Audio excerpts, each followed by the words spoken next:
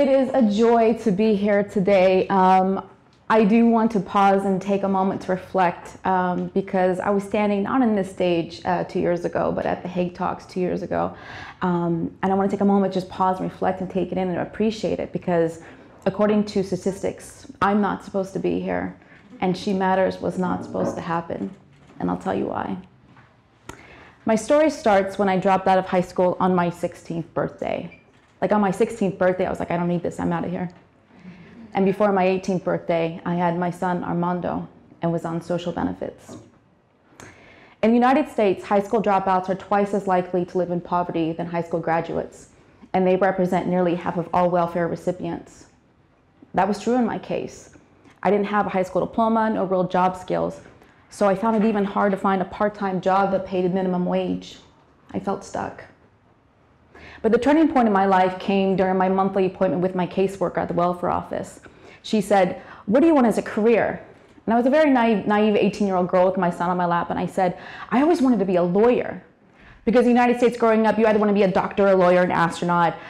I wanted to be a lawyer. Didn't know what it was, but it sounded important. I wanted to be that. And I think I was looking for some sort of encouragement from her, but instead she just laughed at me and said, "Sorry, that's not going to work out for you anymore. Here are some applications to Walmart and Target. They need cashiers."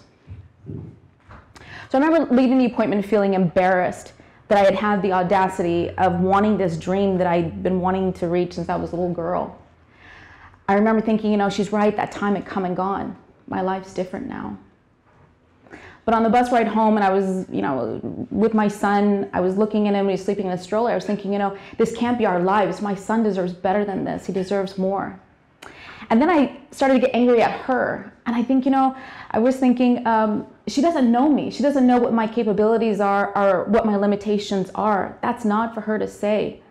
I don't have a dime in my bank account. I have nothing, but I have one life. That's mine, and that's no one else's. So it was at that time, that very same day, that I made a decision to change my life. I went home and I enrolled in a technical college where I was able to get certified answering phones at a call center. I feel you, girl, I feel you. I got a job at a call center at the video repair department answering calls, and around the same time I enrolled in night school. So during the day answering calls, doing my homework in between calls, and at night going to school. All while juggling the challenges and joys of motherhood, if you can imagine that. It took 12 long years and a lot of coffee, but I was able to work my way up from high school dropout to attending the community college, to transferring to the university for my bachelor's, master's, and in 2013, I did it. I graduated from law school.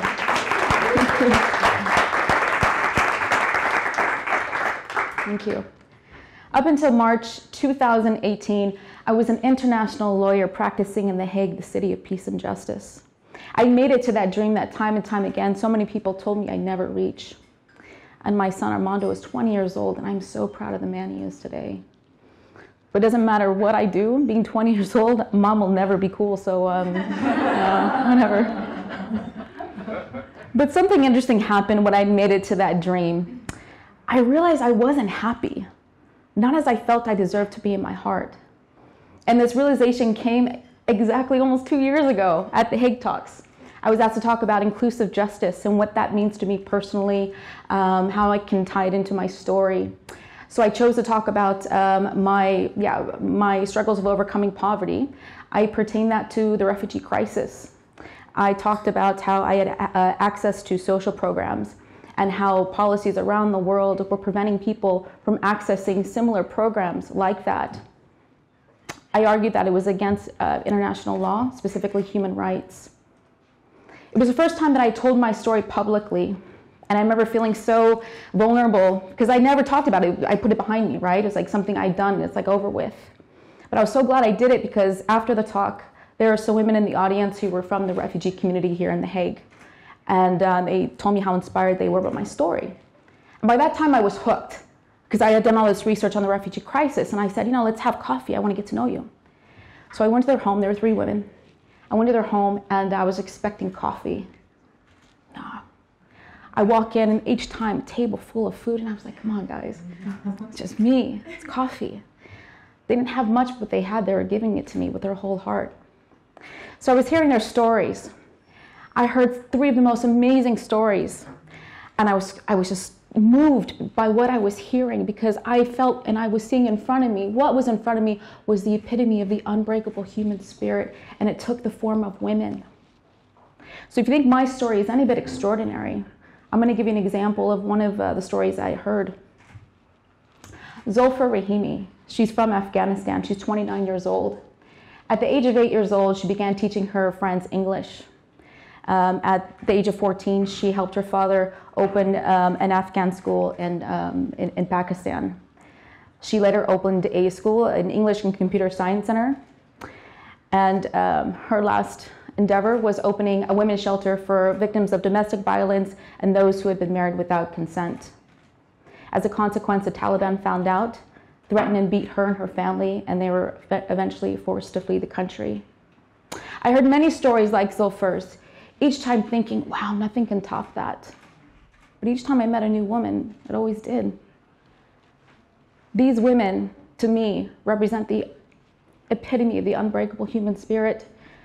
They arrived to the Netherlands through many countries, some of them hostile towards them, across the sea, and ridiculously unsafe rafts, sometimes kept in small dark rooms for months. So I was hearing all these stories and I was crying, right? I couldn't help it. I was so moved. And I said to them, you're here now, you're in the Netherlands, you're safe. What's your dream? And I think I was expecting them to say, I want to travel the world. I want my children to develop the next best technology. What they told me is, Christina, I just want a job. And I thought that was strange. I thought, why is your dream to find a job? And that's when I started to do more and more digging. Again, I was hooked. I found that in the Netherlands alone, only 11% of refugees who came here during the crisis 2014-2015 are employed. 11%.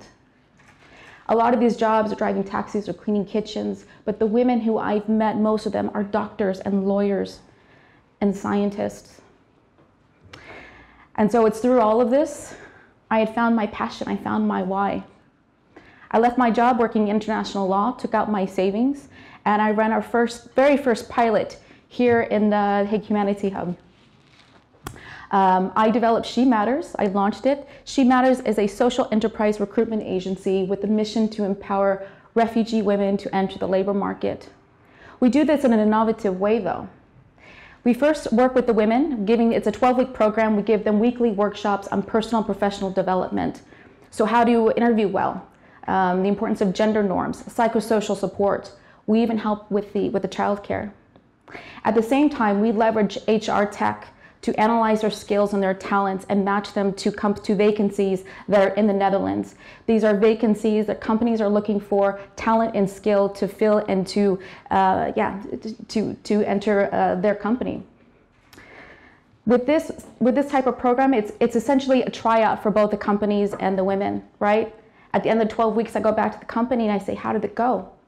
The company can either say, oh my gosh, we love Ala, she's great, I want to hire her. Oh, fantastic, you now have a new employee. But even if it didn't work, it's still 12 weeks of real experience that Ala can now put on her CV that we helped her create in our program. She now has a band of sisters that she went through this entire program with for 12 weeks. It's a win-win situation and it's working. Over the past 2 years, we've partnered with some of the biggest multinational companies in the world, Salesforce being one of them. These are companies who are courageous, who are not intimidated by the alarmist headlines, who see opportunities where others see threats. But don't just take my word for it. I don't think you remember the story of Zalfa Rahimi. After our program, she got a job at Canon Europe as a European customer support coordinator. She's since been promoted as an office manager at Canon Europe Medical Systems. She wasn't able to be here today, but she's watching. This is where I get emotional at. So I just want to say to you, Zalfa and all the women who I've had the privilege of supporting, thank you for setting an example to the world. Thank you for showing the world that you matter, and thank you for the privilege of supporting you. Through my work at She Matters, I'm the most fulfilled I've ever been in my life.